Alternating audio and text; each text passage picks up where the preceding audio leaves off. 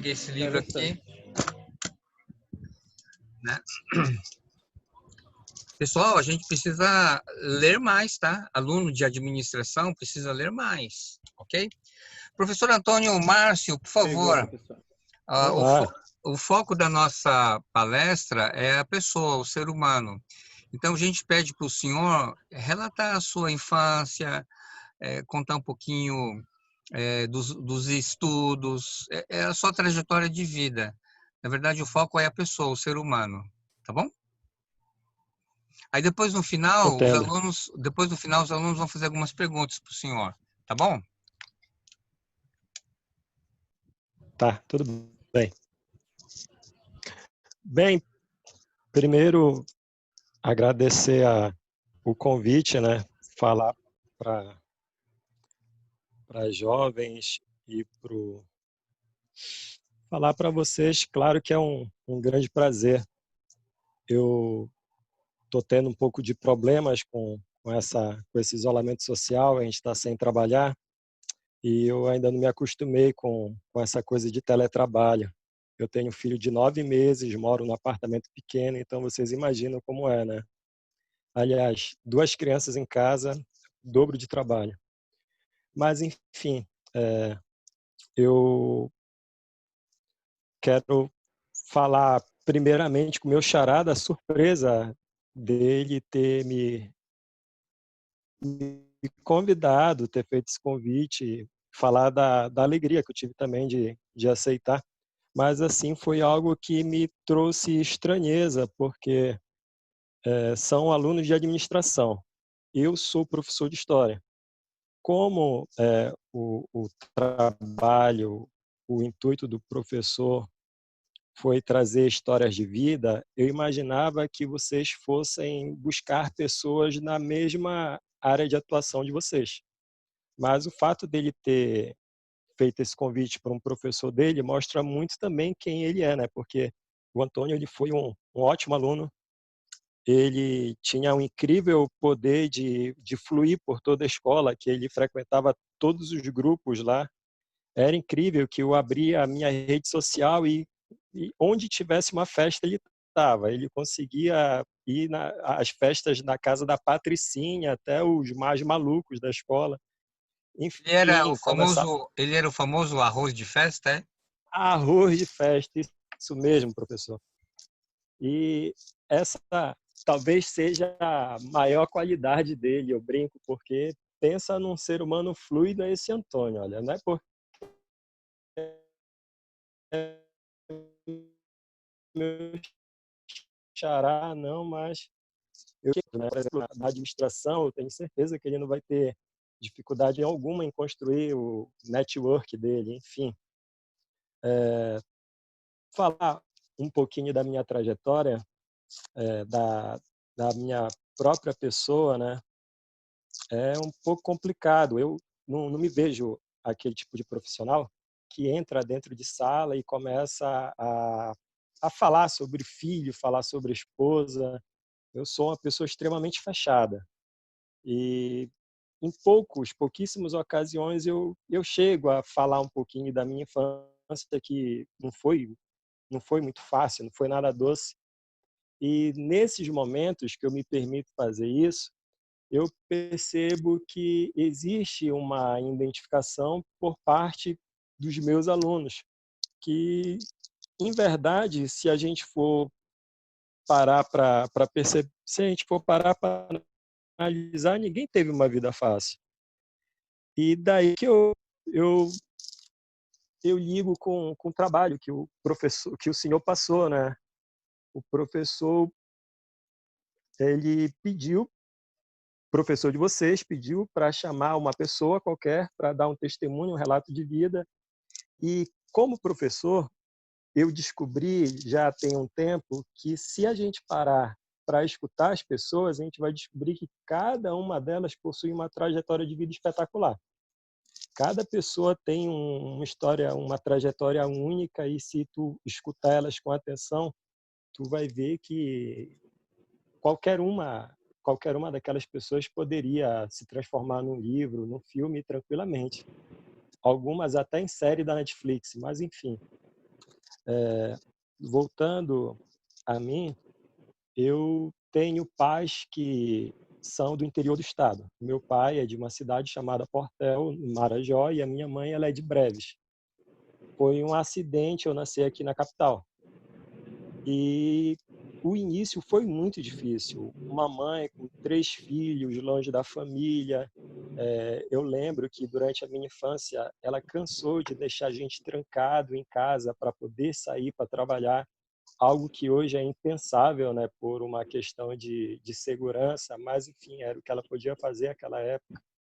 Foi uma infância bonita, porém a realidade é que a gente não, não, não ganhava brinquedos de marca, eu nunca brinquei com nenhum brinquedo de marca, as dificuldades eram grandes, mas pouco a pouco as coisas foram melhorando para nós à medida em que a minha mãe conseguiu galgar um lugar melhor dentro do trabalho dela, porque ela começou como datilógrafa no antigo INSS, na Previdência Social, e hoje ela é técnica do Seguro Social, né? Alô? Não, pode Oi? continuar, pode continuar. Nós tivemos uma Tá, pequena tá. interferência, mas pode continuar.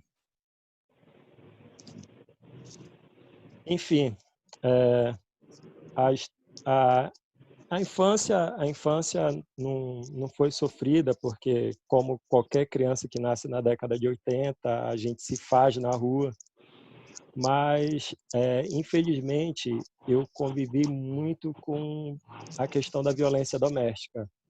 E eu tenho até um relato curioso para fazer, que ano passado eu tive 2 surpresas na rua de casa. Eu costumo brincar um futebol numa arena perto de casa, e depois do jogo a gente faz aquela resenha, senta e conversa.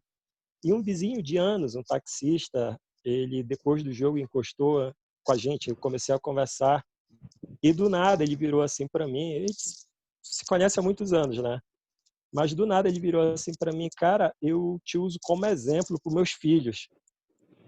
Aí eu fiquei curioso porque ele disse aquilo, e indaguei ele, não, mas como assim exemplo? Aí ele disse, é porque lá em casa, os meus filhos nunca me viram brigar com a minha esposa. Lá em casa, eles sempre tiveram tudo que eles quiseram.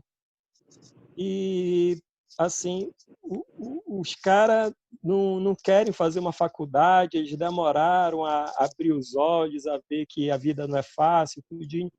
E eu tomo por ti, porque tu não tinha isso na tua casa.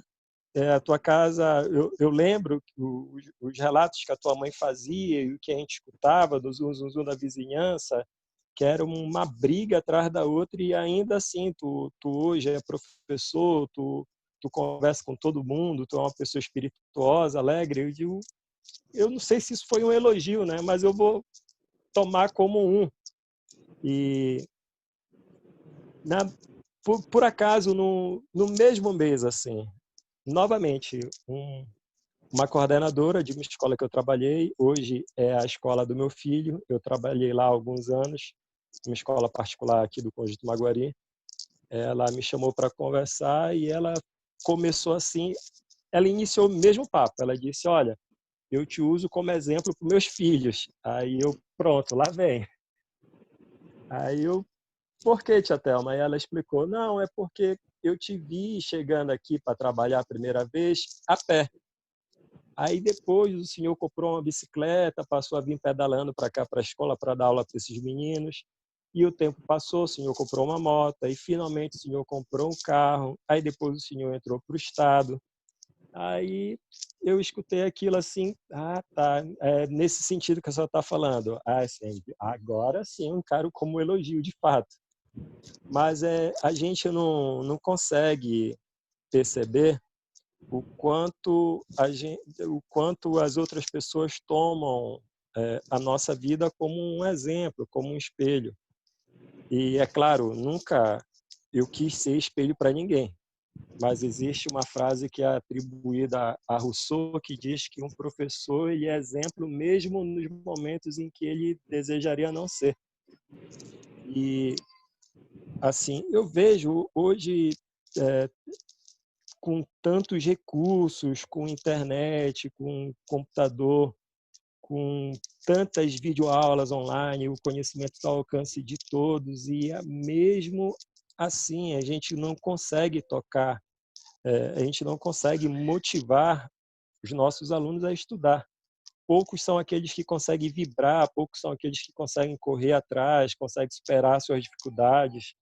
Enfim, é muito difícil assim, a gente entrar dentro de uma sala de aula com 40 alunos e todos os anos escolher entre eles pouquíssimas vitórias, porque eu sou professor do ensino médio e todos os anos nós formamos os nossos terceiros anos e é um número bastante reduzido de alunos todos os anos que a gente consegue ver na universidade. Eu, quando comecei a trabalhar, que os meus olhos brilhavam, eu tinha a ideia de que não, todo aluno que passar pela minha mão, eu vou fazer ele se aplicar aos estudos, eu vou fazer ele aprender, mas a verdade é que muitos não querem, né? Eles se esforçam mais para não passar de ano do que para passar, eu brinco. Mas, enfim, eu quando fiz faculdade, quando eu entrei na universidade pela primeira vez, eu entrei pelo processo seletivo seriado da UEPA, o PRISE. Eu, durante meu ensino médio, eu consegui uma média bastante boa e passei em pedagogia. Eu comecei a cursar o curso de pedagogia, só que o curso não era muito a minha cara e eu tinha outras necessidades mais urgentes. O meu ensino médio ele foi muito complicado porque foi o período de separação dos meus pais, né? Eles nunca haviam convivido bem durante a vida toda deles. O meu pai nunca foi o marido para minha mãe e eu convivi com muita coisa ruim dentro de casa. E quando eles se separaram, a minha primeira reação foi querer que eles voltassem, né? Eu demorei um pouco a perceber que a melhor coisa que aconteceu para os dois foi a separação. Cada um seguiu a sua vida, é claro, teve aquele período em que tudo ficou muito confuso, tanto para eles quanto para nós. Mas, enfim, quando eles se separaram, foi a melhor coisa que aconteceu, porque pelo menos a briga que existia dentro de casa todos os dias acabou. Só que foi num momento muito ruim, porque eu estava focando no vestibular e eu sabia que a minha única chance era aquela. Eu precisava fazer uma universidade pública, porque eu não teria como bancar meus estudos numa universidade particular, e eu precisava ganhar dinheiro de qualquer jeito.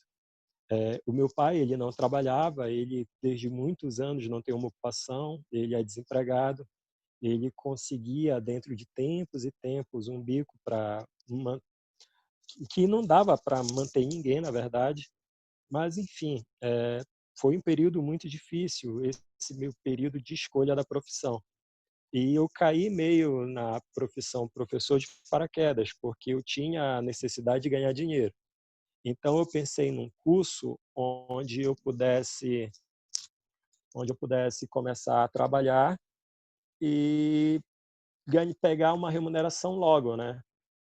E eu pensei assim, cara, se eu for fazer qualquer outro curso, eu vou ter que estar formado para começar a trabalhar. Na área da licenciatura, não, né? Eu posso entrar dentro de sala a partir do momento que eu tiver segurança para fazê-lo. Assim eu pensava, né? E foi o que aconteceu. Eu comecei a focar no curso de licenciatura.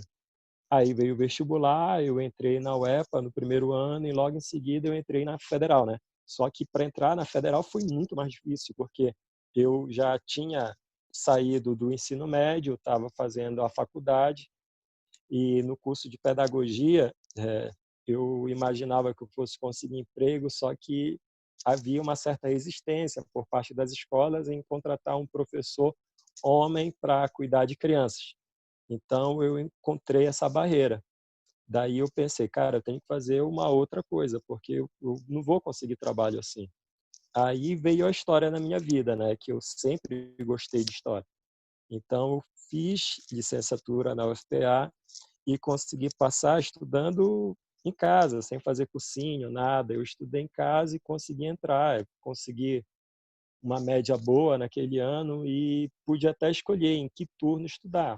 Escolhi estudar no turno da noite porque eu pretendia trabalhar e logo começou a aparecer oportunidade de trabalhos. Então a coisa melhorou muito, porque com a separação dos meus pais, eu fiquei em casa com o meu pai. Ele não trabalhava e eu só estudava.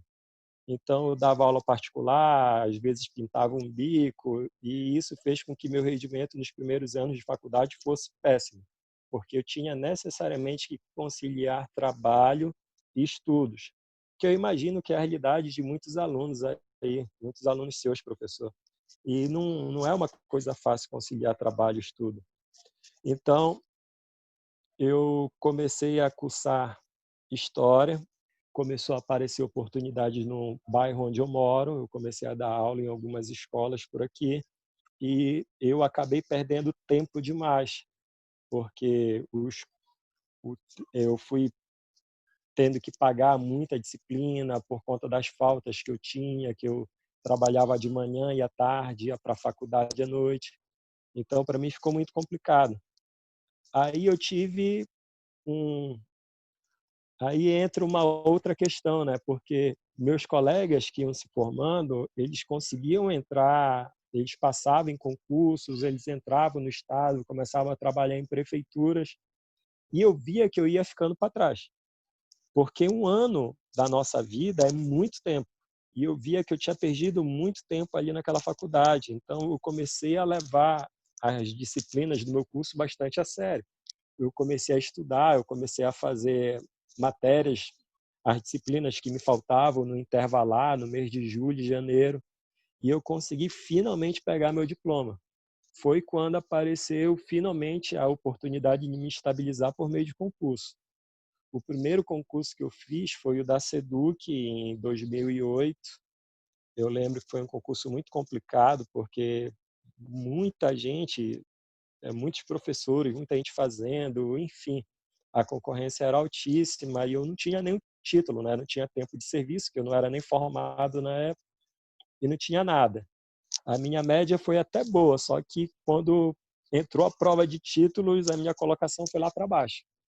Mas como eu já estava formado e com o conhecimento que eu tinha, eu consegui uma oportunidade de trabalhar no interior do estado, num projeto chamado SOME, talvez o senhor conheça, é um sistema modular de ensino. Como a educação ela é um direito de todos, muitas vezes o Estado ele não consegue construir escolas de nível médio, oferecer professores de nível médio nas comunidades rurais. Então, como o Estado não consegue levar educação, como não consegue construir escolas e manter professores nessas localidades, ele manda professores para lá em circuitos. O professor vai para uma vila, trabalha 2, 3 meses, em seguida passa para a próxima vila, enfim. E assim eu pude conhecer várias regiões aqui do estado. Passei 2 anos nesse projeto, trabalhando em zonas rurais, e é algo assim que eu recomendo para qualquer um, que é um aprendizado incrível. O respeito que as pessoas têm com, com educador no interior do estado é algo assim que eu nunca vi aqui dentro da cidade. A gente é tratado pela população dessas comunidades muito bem. E assim, claro, aqueles professores é, que têm disposição de estar junto à comunidade, que interagem, que saem de dentro da casa, que ficam durante os finais de semana, eles são muito bem tratados. E eu tive uma oportunidade de crescimento gigantesca, mas para mim também foi fácil, né? Como eu falei lá no início, eu tenho pé no interior. Minha mãe é de Breves, meu pai é de Portel, então eu estava em casa trabalhando no interior do estado. E eu fiquei durante 2 anos nessa vida e até que apareceu o concurso para Marabá e finalmente a chamada para trabalhar aqui no estado. Foi onde eu consegui a tão sonhada estabilidade, né? Trabalhei 1 ano ainda na prefeitura de Marabá e vim para cá, para Belém. e estou até hoje trabalhando com alunos do ensino médio do estado e me sinto muito satisfeito com aquilo que eu faço hoje, porque apesar da maneira que a educação é tratada nesse país, eu não me vejo fazendo outra coisa que não dar aula. Eu me realizo dentro de sala de aula, é algo que eu gosto de fazer muito. E, é claro, eu preferia trabalhar como professor enquanto um hobby, né? Que não fosse a minha principal fonte de renda, que eu pudesse entrar dentro de sala, sei lá, sem depender necessariamente daquilo para pagar todas as minhas contas. Fora isso, estou muito feliz com aquilo que eu alcancei hoje, porque me deu a oportunidade de conhecer pessoas maravilhosas e, assim, daquilo que eu era antes de entrar na universidade para hoje, eu sei que muita coisa mudou. E tudo aquilo que eu construí, o pouco que eu construí hoje, eu devo aos anos de estudo, a, eu devo à universidade. A universidade me possibilitou isso. Só para concluir aqui, há 5 anos atrás, eu fiz uma especialização em História e Cultura Africana e Afro-Brasileira, aí mesmo na Fibra. Foi uma faculdade, para mim foi uma oportunidade excelente, eu tive excelentes professores aí e tenho muitas saudades aí da faculdade, espero estar voltando em breve para outra especialização, enfim. Eu posso encerrar agora? Muito obrigado, professor Márcio, pela sua trajetória. A gente observa que foi com muito sacrifício, né? Muito estudo, dedicação, foco, né? E hoje o senhor conquistou as coisas que conquistou graças ao seu esforço e à educação, né? Que a educação realmente ela é transformadora. A educação é que dá oportunidade de você galgar novas oportunidades, né? Então eu queria, Ele persistiu, não foi? Ele então persistiu quero naquilo que ele agradecer queria. muito e aí eu deixar aberto para os alunos fazerem perguntas, ok?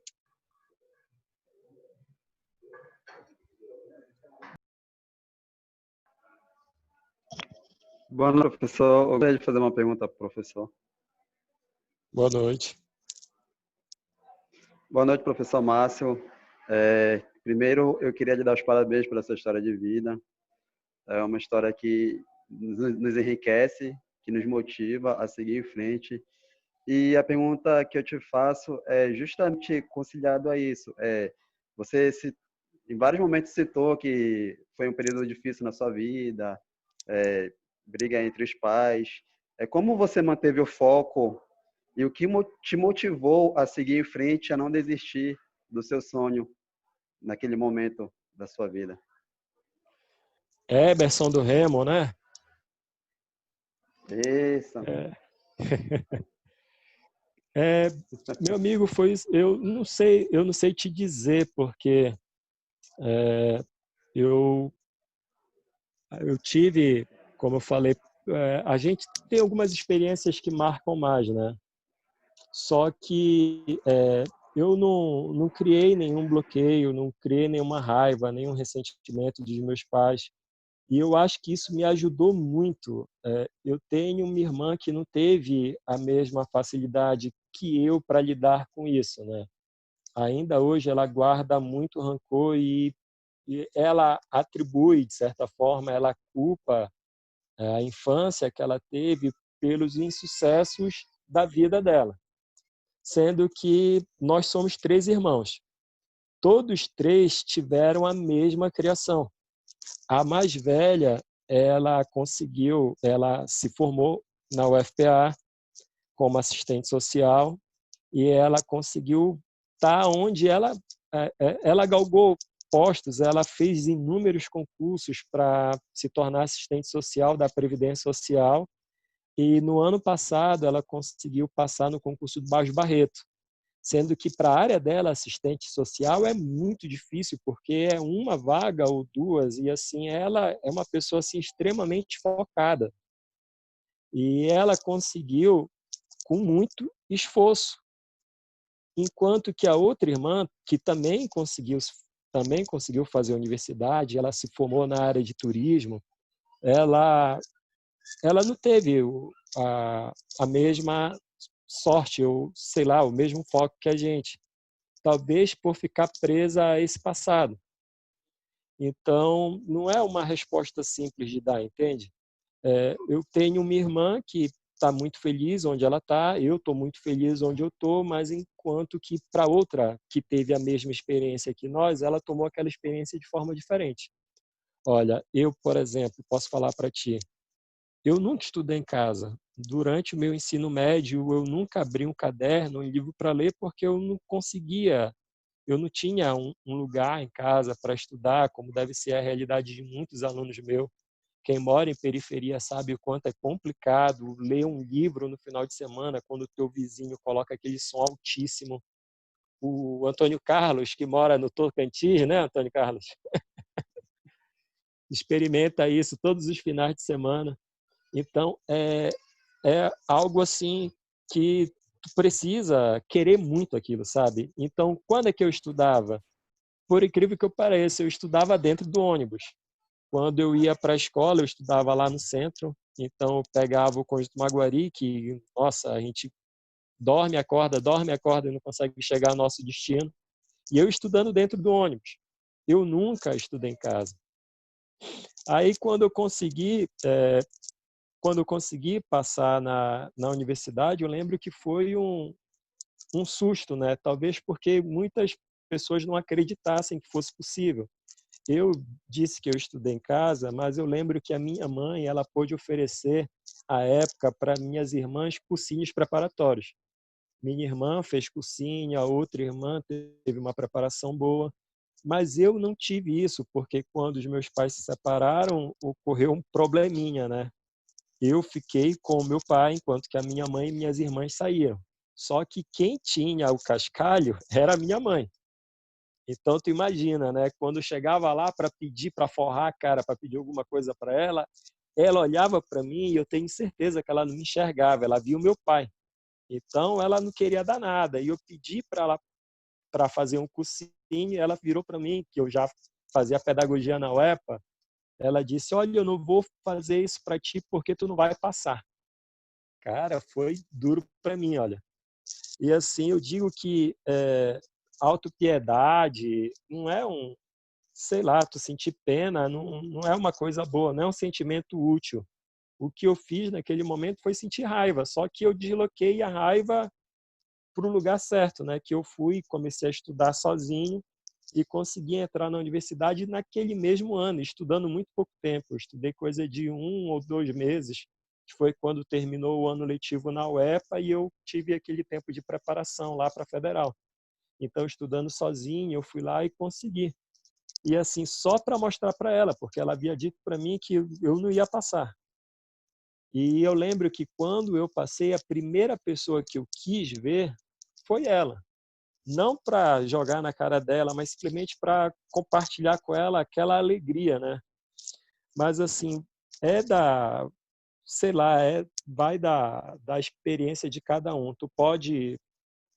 A gente se depara diariamente com problemas, só que esses problemas podem te jogar para baixo ou pode utilizar eles como uma escada para subir, enfim, né? Vai como tu encara aí essas situações. Não sei se eu consegui te responder aí, do Remo. Conseguiu sim, professor. Muito obrigado. Professor Antônio. Oi. Ariel, amigo, tudo bom? Oi, Ariel. Boa noite. Eu vi que teve uma parte da tua fala em que você denotou primeiro uma felicidade e depois uma tristeza, quando a gente fala dos alunos. Que a gente vem com aquela expectativa, aquela vontade, aquele, né? De querer mudar. Mas tu sofreste assim meio que um atropelo quando tu começaste a presenciar os alunos não terem essa mesma motivação que te levou a chegar onde você chegou. O que você diria para tentar salvá-los? Ou a gente abre mão desses alunos? De que maneira você pensa? O que você acha? Como é que a gente poderia estar incluindo, se não todos, mas tentar salvar alguns? Ótimo, Ariel. Parabéns. Tentar salvá-los, né? Desculpa aqui evocar o discurso religioso, e eu nem sou tão religioso assim, mas existe uma passagem, não me perguntem qual evangelho também, que diz que a salvação ela é individual, né? E nesse ponto eu sou meio freiriano. Freire disse que ninguém educa ninguém. Pode estar lá o melhor professor propondo atividades diferentes, propondo um trabalho para estimular, para motivar os alunos. Pode estar o melhor professor dando aula com os melhores recursos, mas se o aluno ele não quiser aprender, ele não aprende. Isso é um fato que eu vivenciei, e logo que eu comecei a trabalhar, eu tinha essa pretensão, né, de tentar salvar todos. Mas não dá, é impossível. Mas e quando tu consegue alcançar um ou outro, isso já é uma vitória assim, significativa. Eu não consigo assim marcar todos os meus alunos, mas sempre tem um que vai levar aquilo que tu falou para a vida toda. Eu ainda cruzo com eles diariamente. O Antônio Carlos, o fato dele ter me chamado aqui para falar para vocês hoje, talvez possa ser um exemplo disso. Eu tenho uma ex-aluna que estudou junto com o Antônio Carlos, a Julielma. Ela cursou História por causa de mim. E hoje ela é minha estagiária lá e ela ama fazer isso. Ela ama o curso que ela escolheu fazer. Então, a gente consegue tocar eles sim. Aquilo que tu fala dentro de sala pode entrar por um lado e sair para o outro, para a maior parte deles, digamos assim. Mas alguém tu vai conseguir tocar, alguém tu vai conseguir alcançar. E se conseguir transformar uma vida, já valeu totalmente a pena. Porque eu não vejo nenhum outro caminho que não dá educação para eles. Por mais que existam saídas mais fáceis, eu digo, cara, nem todo mundo nasceu para estudar. Essa é a verdade. Tem gente que nasceu para ganhar dinheiro, por exemplo. Vocês aí do curso de administração sabem disso mais bem, muito melhor do que eu. Silvio Santos, ele nunca sentou, eu posso usar ele como exemplo. Ele não tem mestrado, não tem doutorado, estudou muito pouco a vida toda, mas tudo que ele tocou, ele tornou em ouro. Então, algumas pessoas não nasceram para estudar, nasceram para ganhar dinheiro. A questão é que nem todo mundo é Silvio Santos. Então, para a maioria de nós, o que resta é educação. Como o professor Suzuki falou, né? A educação transforma as pessoas, a educação transforma as pessoas e assim transforma o mundo, né? Como diria Freire. E eu não vejo um outro caminho que não esse. Então, a gente tem que continuar ainda naquela esperança, como tu colocaste, Ariel, de tentar salvá-los. Enquanto eu tiver essa esperança, eu vou continuar dando aula, vou continuar fazendo isso. Que é a maneira que eu posso mudar a vida deles é essa. Inclusive, a professora Julielma, ela vai se formar esse ano, não é? Assim, ela está na fase de entrega do TCC.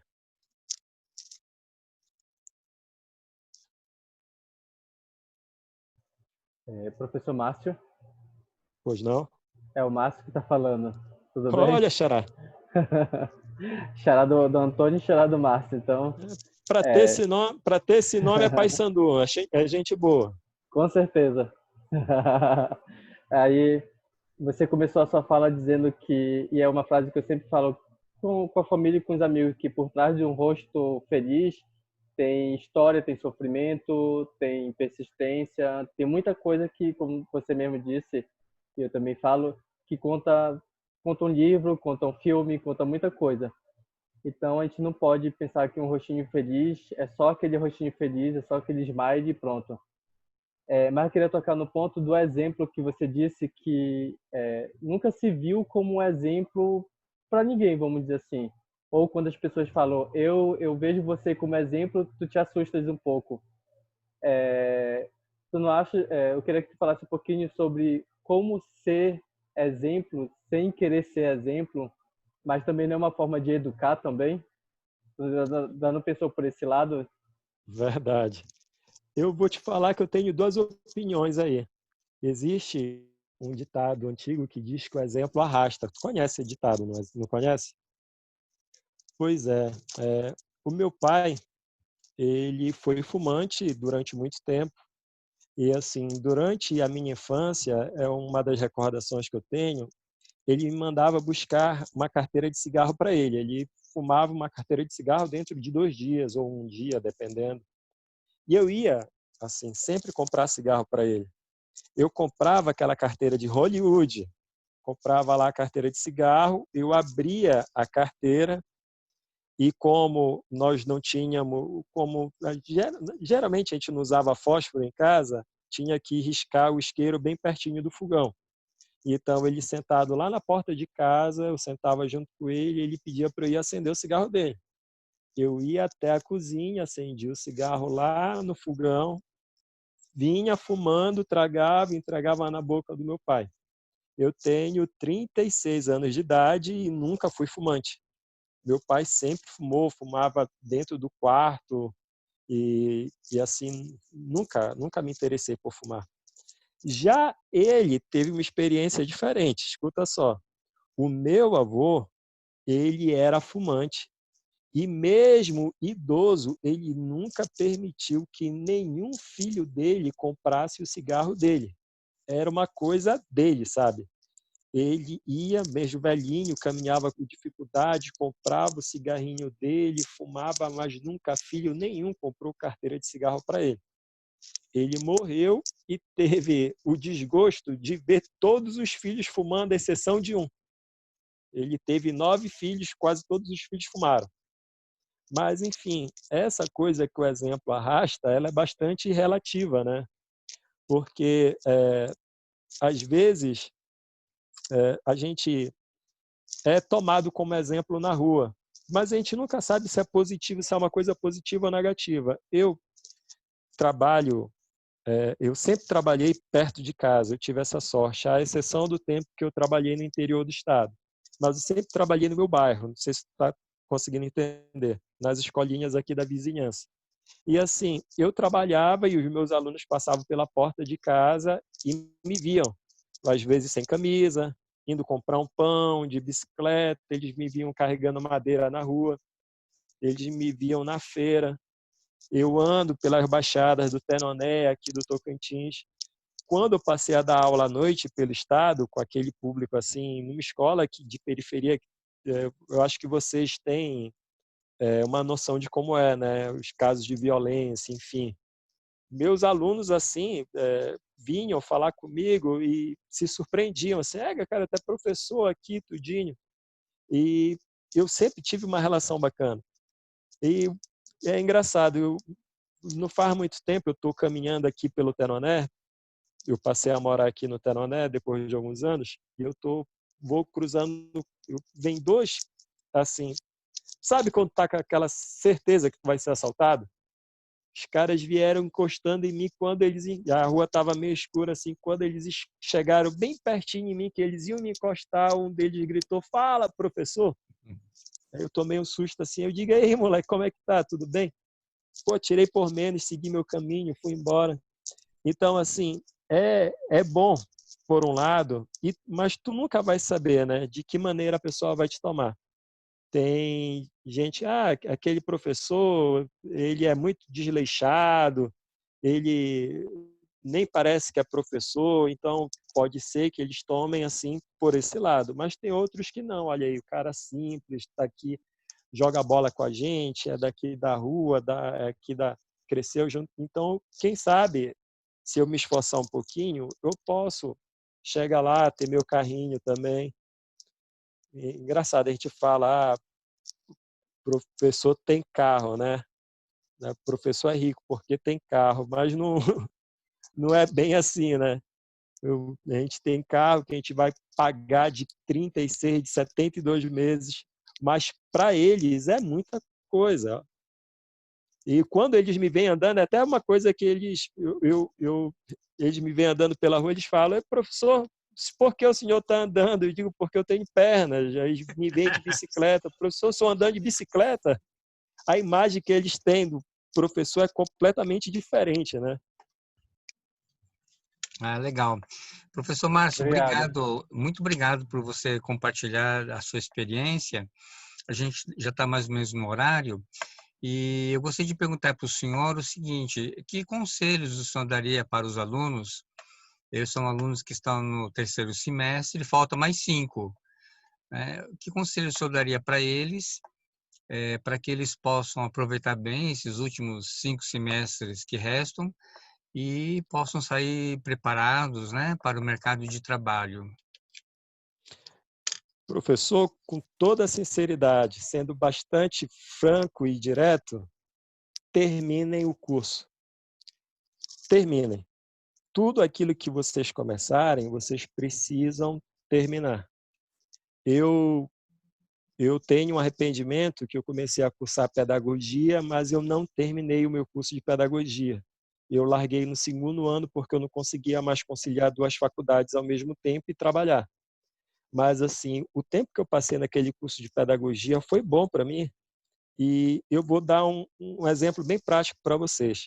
Quando eu fiz o concurso para o Estado, o concurso da SEDUC, além de conhecimentos da minha área, os conhecimentos de história que eu precisava ter, eu tive que responder, claro, questões de português, legislação e conhecimentos pedagógicos.